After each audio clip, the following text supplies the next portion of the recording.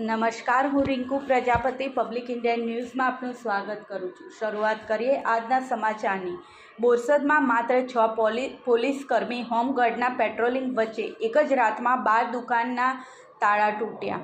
એક તરફ ગુરુવારે વિદ્યાનગરમાં વડાપ્રધાન નરેન્દ્રભાઈ મોદીની જાહેર સભા યોજાવાની છે, જેને પગલે મોટાભાગનો પોલીસ સ્ટાફ તેમની સુરક્ષામાં લાગ્યો છે, ત્યારે મંગળવારે માત્ર 6 પોલીસકર્મી હોમગાર્ડના પેટ્રોલિંગ વચ્ચે મોડી રાત્રે બોરસદ શહેરના જુદા જુદા વિસ્તારમાં તસ્કરોએ એકસાથે 12 દુકાનના તાળા તોડી ચોરી કરી હતી।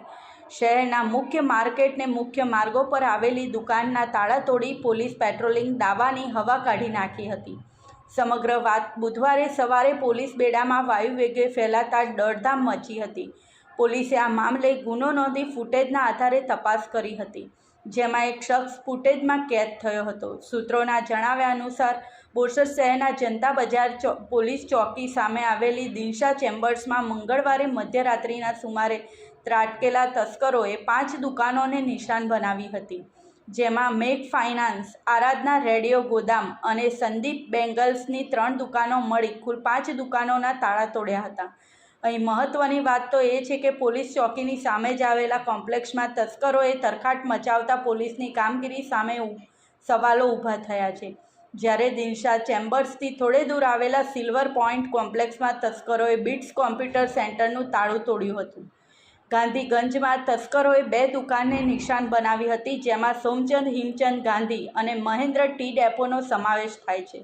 શહેરના મુખ્ય પ્રવેશદ્વાર આણંદ ચોકડી પાસે આવેલી શિવ આઇકોનમાં ત્રાટકેલા તસ્કરોએ સાઈનાથ પાણીપુરી, રજવાડી ચાય, શ્રીરામ કિડ્સવેર અને પટેલ રિયલ એસ્ટેટ એમ કુલ 4 દુકાનના તાળા તોડ્યા હતા।